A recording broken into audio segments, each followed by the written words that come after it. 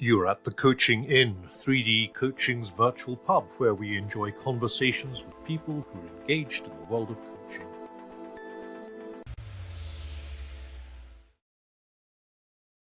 Welcome to this week's edition of the Coaching Inn. I'm your host, Claire Pedrick, and today I'm in conversation with Janet.Harvey and Dorothy Siminovitch. And the reason that I'm in conversation with Janet and Dorothy is that Kathryn Pope, or KP as she is well known in the coaching world around the globe, said, "You three have to talk." So that's the plan. We have to talk, and here we are. So you two know each other. You don't know me and I don't know you. So let's just hear a little bit about your journey to coaching and in coaching, the sort of 2 or 3 minute version, and then we'll see what happens. Janet. This question comes up often in coaching circles, and I always say, even to students, it was never planned. I had no idea it was on the horizon. And actually, I was a corporate officer inside of a financial services company, and I had this big change initiative to do, like radically 6,000 people from service to sales. Lucky me. And coaching was just starting to form into something repeatable. And we ended up implementing something that I would today call team coaching. In fact, I started doing team coaching before I ever did one-on-one work. I do things a little backwards. That's that vanguard in me. And the rest is history. I went to my boss a couple of years later and said, "Look, it's all running, it's doing its thing, and I want to go see if I can repeat and do this in other companies," which they were. It was mutually agreeable. I continued to do some work for the company for a while, but my sites were bigger and started working on all 6 continents and haven't looked back. That was in 1996. Wow. So, yeah, you've been around about the same time as I have. Dorothy. Well, I think I'm going to round out the chronology of all of this. It's about that time, only I actually mark it as something like 1995, if you can believe this. So I also, I had gotten my PhD a few years earlier in organizational development, and I felt it was just too large system, too impersonal. Not that I would have coined it, by the way, because, a PhD is still something to be proud of. But I had an episode of, I was then teaching in a actually a therapy program, and we had students from Case Western Reserve, and I was a faculty of this organization, and we had a student that ran into trouble, and she said she was going to leave Case Western, where I got my PhD. She's going to leave without a PhD, okay, after 3.5 grueling years. And I was very offended on her behalf. And I said, "Oh my God, I think I have to take you out for lunch." She said, "Why? You've never offered before." I said, "Because now I have a reason. I think I can maybe offer some support to you." And I said to her, and we actually negotiated. She came back with her master's, and then I was on her PhD program. I was a faculty person, and she said, "I want you to be my faculty." I said, "Fine, but I'm not your therapist. I am going to be this new thing called a coach. Not sure what it is. I see it emerging on the horizon. It seems something connective, goal-oriented, not therapy." I said, "but something that you're going to be happy with," which is exactly what happened. I was a real driving force with her, reminding her, "This is what you said you wanted." And when we were done, her name's Linda Toby, lovely person. When we were done, she had a PhD. And when we were done, and I was quite known for, pushing all this, I said, "Oh my God, we can do a coaching program on Gestalt." I mean, I actually saw this harnessing Gestalt theory, which had been around it was really respected, but it was really used either in therapy or organizational consulting. And I was adamant. Someone said to me, "Well, Dorothy, this is the flavor of the month." I said, "No.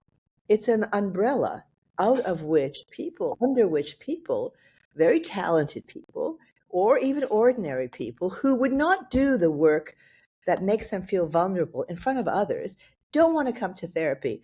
I think this thing called coaching has legs. And that's actually what happened. I started doing, offering these workshops with colleagues. And at the beginning, success has a failure is an orphan, but success has many fathers. At the beginning, nobody knew if this was going to be successful, so they called it Dorothy's program. They didn't even call it a coach. No one wanted to touch it until it really was successful. And what's fascinating to me, it's still hard to believe the years have gone so quickly. I can't believe the evolution of coaching. I've had friends all over the world. One of my friends said, "Okay, you did this, try something new." I said, no.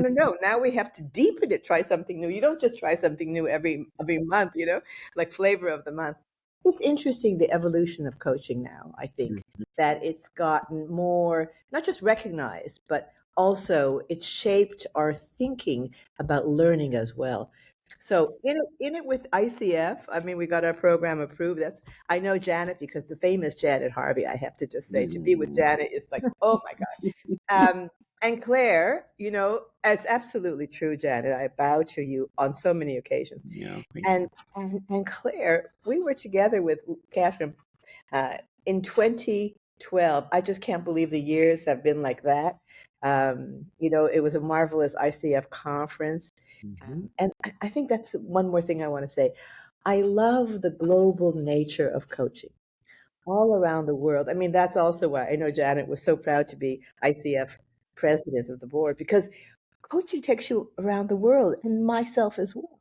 I love that. You could say to coaching Singapore or Lithuania or Africa or South America, and connection.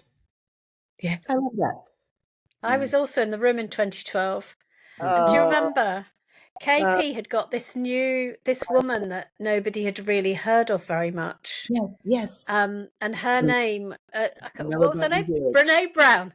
Oh, Brene Brown. Yeah. Yeah. And what a privilege it was to listen to her. And she also got David White, didn't she, the poet? He did. I have yes. And he wrote Pilgrim, and he signed my copy, and I was meant to be walking the Camino that following year, and things happened and I wasn't able to. And then when I did walk it in 2022, I had his copy, the copy that he'd signed. It was beautiful. Did you send him a note? He'd love knowing that. Well, no, because what I know, because he told me, was that he actually hadn't walked it himself. No. But you'd think he had by reading the poems. I mean, it's amazing. It's amazing. I will send him a note. That's a good thing, because I'm doing it again this year. His life journey is a Camino. Yeah. I think so too. Yeah, absolutely. It's interesting, isn't it? Because Janet, you started with team coaching. Dorothy, you started with Gestalt, and I started with one-to-one. Oh, wonderful. So I started coaching in 1987. Wow. Found out I was a coach in 1999, I think. Oh, that's what I do. How interesting. But yeah, let's talk about the evolution of coaching. Please. What are the highlights that you notice in this thing that's become an industry, hasn't it now? Huge. Oh gosh. Let's see. How much of a renegade shall I be? Oh, be a complete renegade. Always. Please. So I say to our students all the time, please remember, human beings have been coaching each other since we could grunt. Yes, correct. Liking this.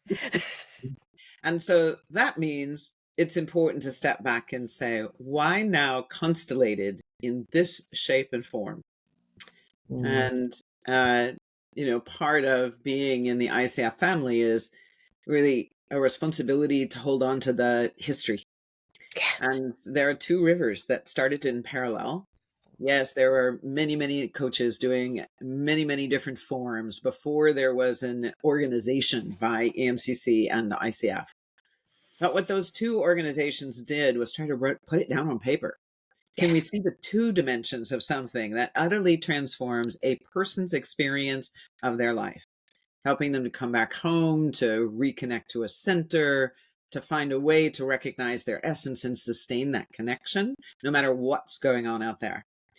I call that awakening consciousness. And I think it was tipping the scales. We were so out of balance in that objective performance at all cost, get across the finish line, even though it might be killing my soul. We didn't use those words then, of course, right? Yeah. Sir John Whitmore, God rest his soul, brought the GROW model forward along with his team. And that whole notion of how do you connect to what you want as you're performing? And the ICF went in a little different direction, which was Thomas Leonard and others in the human potential movement. And really, what is self-actualization? Mm. Well, those two rivers ended up crossing and have and continue to do so. But I think something else is afoot right now. Ah. And it has to do with, in my mind, for the astrologers in the crowds, we truly are deeply rooted into the Aquarian age right now. What does that mean? From the individual to the collective, from the simple to the multiplicity and complexity. And we can't navigate that. Our brains are not designed for it unless we are using all of our capacity.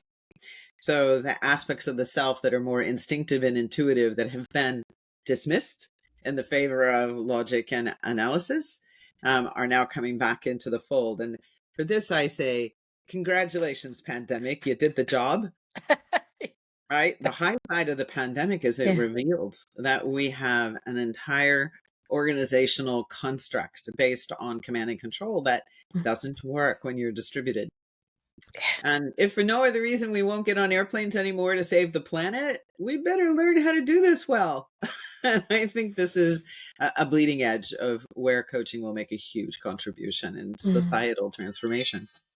Yeah. Yeah, it's not interesting. And of course, it started with, did it start with Socrates? It was probably, people have been always talking, haven't they? So, Yeah. Well, the agora, it started in these talking circles. Yeah. It started in these talking circles. I think the human, I just love what you said, Janet, but I think the human need for connection is so age old. And, many ways, I think coaching and mentorship are connected. So it's an archetypal, the connection between Odysseus' son's tutor, mentor, who becomes mentor to Telemachus. Well, coaching is even larger than that. It's every time we have a developmental, let me assist you in thinking better or feeling less isolated in your perspective. And that is as old as we are. So I think this human phenomena, I think, has been with us. But why now, in these last 40 years or 30 years, or for us, that it's been developed as a profession? Because we as a world are becoming fragmented, isolated, and alienated. And that is really unwell. I mean, even the little Wuhan bug that popped up in the world, if anyone had been watching, we would have stopped those planes that went out for the Chinese New Year's all over the world. And within a month, the world was infected. Within a week, I don't even understand. But because of alienation and isolation. And I think what coaching is an answer to a high-tech world that often forgets that we are the synapse point. We are the connector. We are the reason it all works. So coaching is this human high touch connecting professional function. And I think it's become evolving now to be more strategically ethical, because now we know that the human being can injure each other, not with things, but with thoughts and words. So ethics has now evolved and emerged in coaching. And I think even more now in these last few years as we've become conscious and more responsible.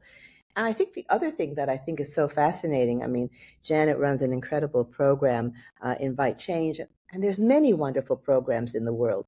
We are all co-mingling and sharing each other's, powerful, Invite Change says this, Janet says this, and Otto Scharmer says this, and we are involving. Dorothy says that. Absolutely. I mean, I say things about awareness that I know. Even I go, did I say that? That was very good. oh, I do that. It's so funny. It's like, let me just write that down. Yeah, well, I am well known for this sentence that I remember when I wrote the only book that I've had, Janet, you're way ahead of me, but I remember saying, your presence is a being intervention. Yeah. And as I said that, I thought, I think I felt like, by George, I think I've got it. I repeated it, and people would say after they read the book, that one sentence, Oh, yes, I'd say we're also focused on what can we do? How do we develop ourselves skill-wise? And our being is a phenomena of influence. And even that, we don't have sometimes a safe place to develop ourselves because we're shy. We don't know how to say uh, our innermost longing. I think the one more thing that I want to say, I think the cusp, so interesting what you've said, Janet. I would add one little thing.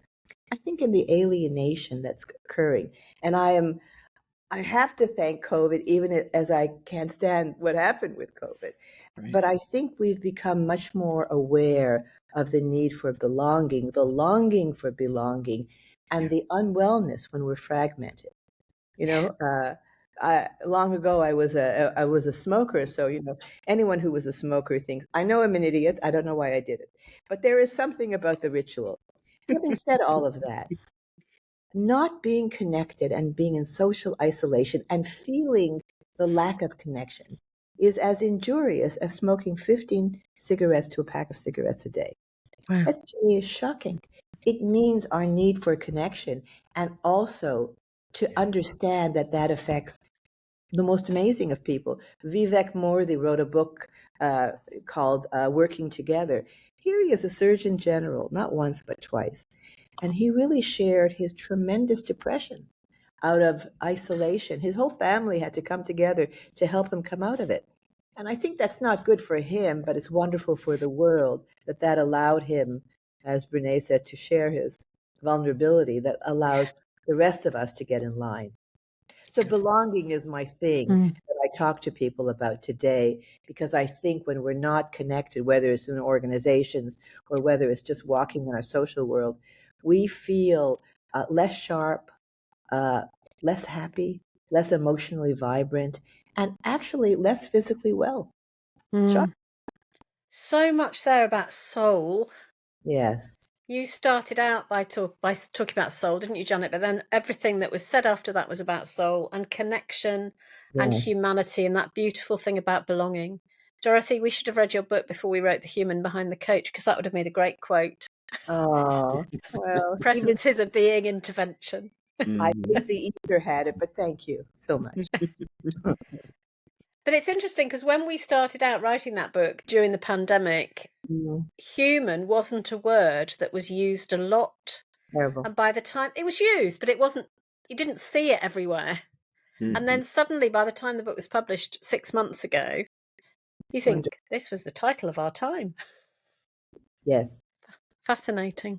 Claire, the word that's sorry, go ahead, say that again. I want Claire to say the book again. I didn't read it either.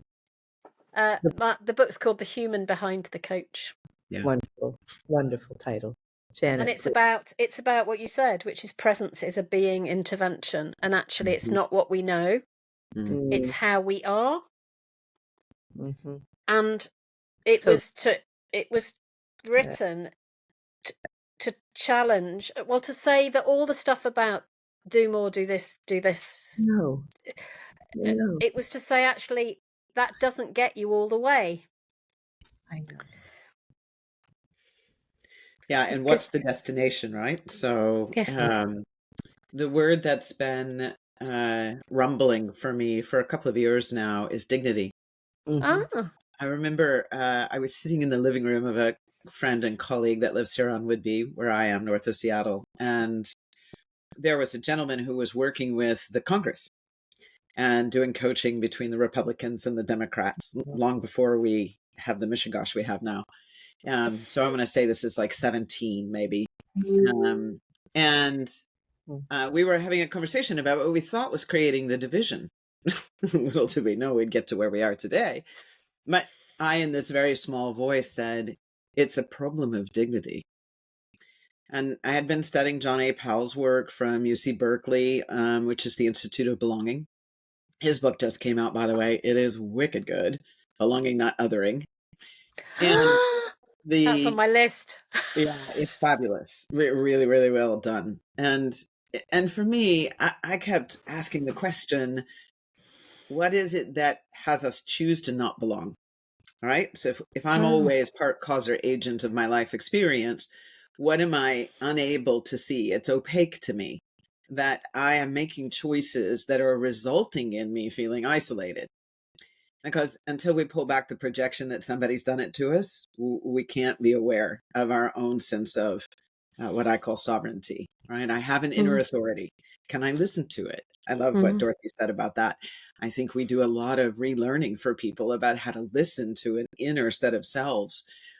But at the end of the day, what I keep hearing, whether I'm working outside or inside of organizations, is that people are deeply longing to be respected. Yes. And I said, what is respect? Respect of what? That I have a right, that I have a right to exist. And that's the definition of dignity.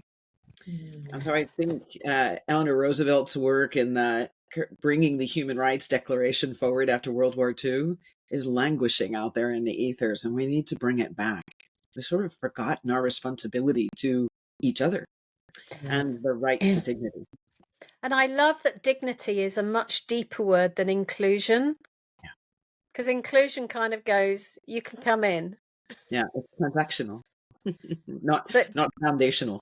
Yeah, but dignity has a depth, doesn't it? And a connection. And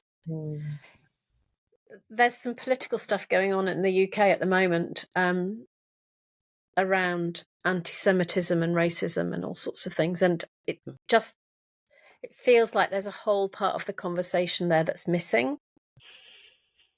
Yeah. Thank you for saying that.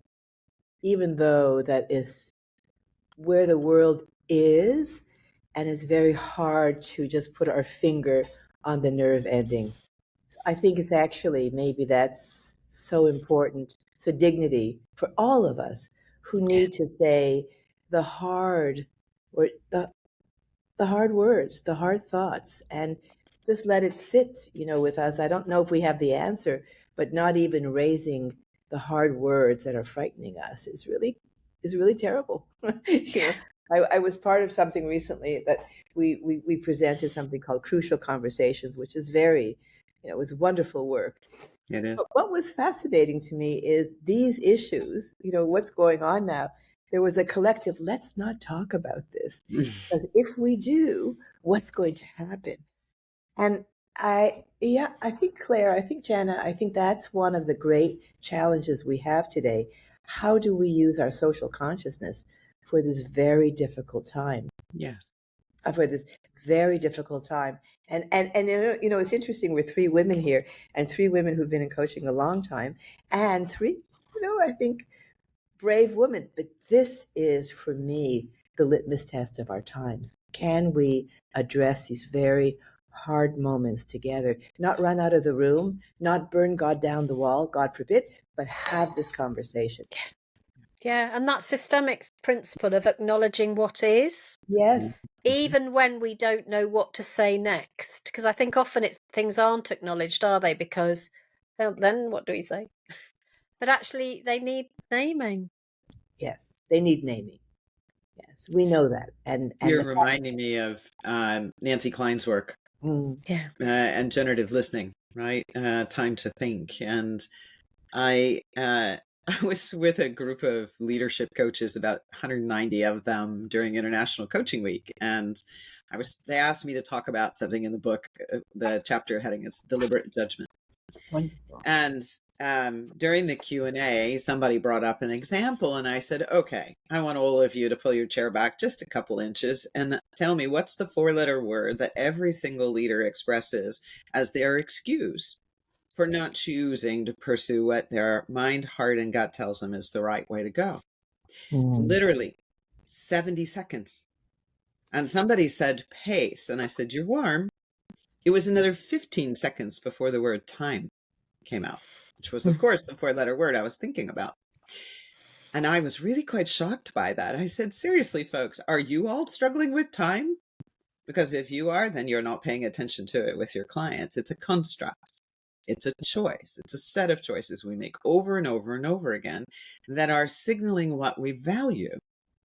And if we're not accepting responsibility for those choices, we're essentially saying we don't value. Is that really what you want to be involved with? Ooh, could have heard a pin drop. But that's an example of those hard conversations. We need to bring these we accept that everybody's overwhelmed. We accept that they're burnout. We accept that there's no way to change it because of the way the capital markets work and the 90-day cycle of earnings. Excuse me? That's a construct. And oh, by the way, that 90-day return started about 15 months ago. So can we at least tell the truth that it's not a 90-day cycle? That's ridiculous. So go on, Dorothy, but then I want you to tell us about your book, because I know Dorothy wants to know about your book. Absolutely. But I will say one thing about that conversation, Janet. I just love that. And I think in particular, this is where it's so valuable to have diversity, especially a person from outside the system. We have license to raise questions about the elephant in the room that everybody is walking around. And I think that is, so it's the marginality as license to raise what everyone within the normative status quo is afraid to touch is actually a gift that we need to use strategically. We need to be, in today's world, positive and likable disruptors. We use this phrase from Ron Heifetz at the Harvard School. He says, our job as coaches is to disturb the client at a level they can tolerate. That's beautiful. Yeah. I think that is so useful because, you could say, can I bother you? Would that be okay? Who's going to say no if it's going to be a breakthrough? But it's not an easy moment. And you have to actually beguile a person into, I'm going to disturb you. I want you to know that this is coming.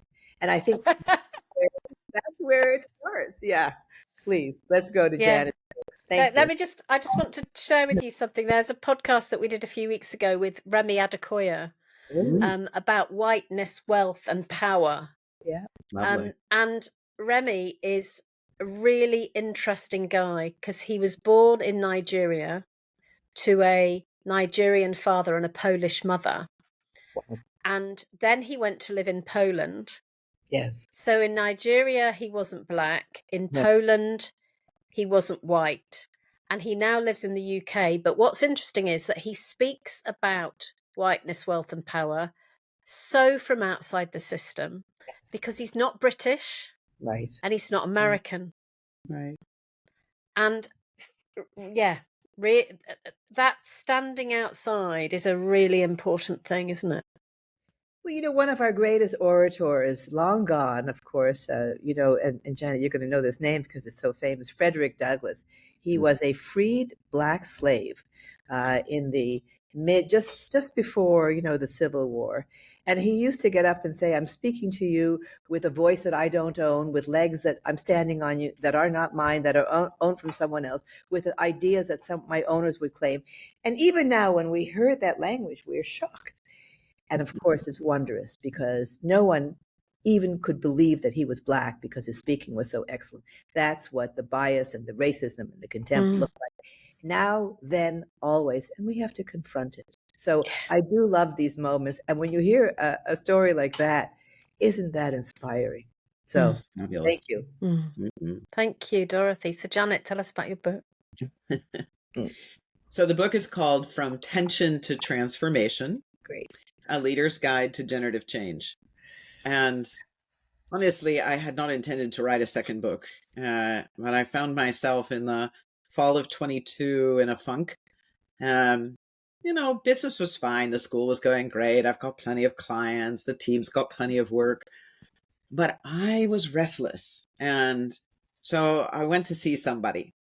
Somebody introduced me to somebody who does mastermind kind of work. And I spent a day with this gentleman. And at the end of the day, I looked him straight in the eye and I said, thank you for helping me to remember I abandoned me. Nobody did it to me. And I left his house feeling resolved that the next bit of time would require that I choose. What will I give my life force to? What will I contribute into the world? And the day I got back, I had traveled to another state. The day I got back to home, I got an inquiry from someone who said, we have had 16 recommendations to reach out to you. Would you let us support you to write another book? I'm like, what? And you said? I said, Well, let's take this one step at a time. I do have some things that I've been noodling on. How about if we collaborate on a book plan first and see if it makes any sense on the other side of it? From book plan to published book was 5 months. Amazing. Wow.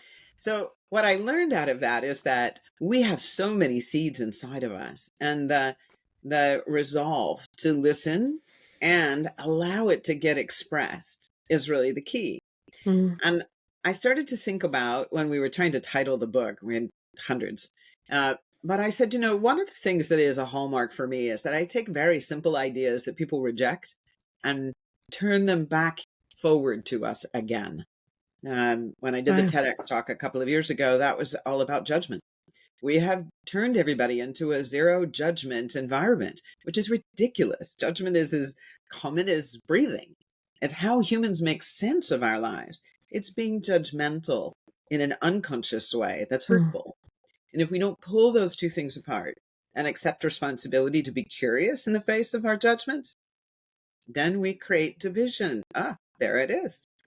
So then I said to myself, what is it that all leaders talk to me about? Conflict. Oh, well, now that's a hot button for me. Why did we spend 80 years teaching people how to manage conflict? Why are we honoring conflict by giving us management skills for it? That was like no, sorry. That's at the end of the train line. There's no more track. We've gone off the track and everybody's dramatic. What was going on back here? At what point did we ignore that tension that we feel emotionally, physically, mentally, spiritually? They're all operating. We push it aside. I should be able to grit my way through. I'm a fan of perseverance, totally in my DNA. But I've learned to listen when the tension arises in me and to pause. So one of the pull quotes in the book is, pause gives more time than it takes to address the time issue. Wonderful. Yeah. And it's the micro skill that's missing. People don't know what reflection means. If you are not noticing something's pulled your attention and then asking yourself to pause to say, what's motivating that to bring it to my attention? And what is its influence on the choices I'm making? Those 3 steps get skipped. Those 3 steps get skipped. Yeah. And then the reflection is superficial and transactional, not at the seat of the soul. So that's really the deeper meaning behind the book. And it has stories and ways to animate common tensions of presence that leaders experience and how to navigate out of them and some of the core skills. I wrote this book for leaders, not for coaches. Of course, coaches will love it because it will help them in working with their leaders. But we have a much bigger audience of people to invite into this story than we can do individually. And that's really what caused me to write the book. Wonderful. Wow. Wonderful. Especially for go type A, deliver leaders. That is such a restorative, integrative, and, renewal space. Yeah. Marvelous. Yeah. Thank you. Notice and pay attention early. Well, isn't it interesting how there is also, Jana, I love that you're just bringing this, for the leaders that you coach and those of us who coach leaders, but isn't this new kind of renewal kind of zeitgeist that's coming? The book on Boyatzis' work with identifying outdoors as also being a positive emotional, indicator, and also spaces for reflection and integration as part of the Gestalt approach. But I think you articulated that for leaders who need to see it articulated, otherwise cannot take it in. It needs to have face validity. But I think for all of us now, we need to know how to offer that to each other and bring it into our actual coaching work, to pause, to allow our nervous system to adjust and ground. I think that's the other thing. Lately, in the past few years, I'm hearing many people want to incorporate somatic awareness into their work. And the reason I want to bring it here for all of us is it's not exclusive to head work, heart work, soul work. Now we need to have a whole system, human work. It means the body, the mind, the heart, we all work together. So if we spoke 3 languages, we'd be trilingual. We need to be multilingual in coaching knowledge. We can't just be one school of thought. We need to have many Exactly. schools of thought working together. And I think this reflective space for integration is key in our very fast-moving world. People just, there's a wonderful book that came out called Regret, Daniel Pink's Regret.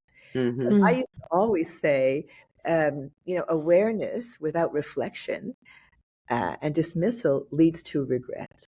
It's like a French movie. I talk a lot about, awareness and strengthening our awareness skills. But when I walk around my home and I can't find my car keys, I say to myself, "So, Miss Awareness Lady, how you doing?" Because awareness is so core to every school of coaching, and it is the fastest ally of ourselves to miss. We're distracted, we're moving too fast, we have too much in our head. We let this momentary thing called awareness not function. And later, many of us feel, what happened?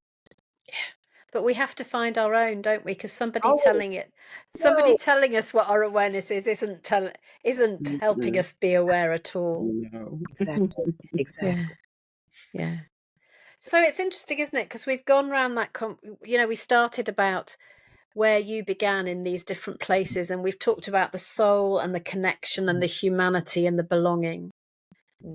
And the awareness and the noticing and the really enabling people, encouraging people to just take a breath.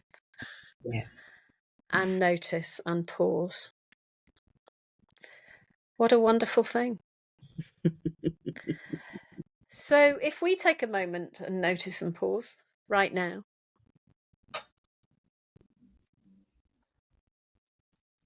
I wonder what we're noticing in this conversation as we bring it to an end.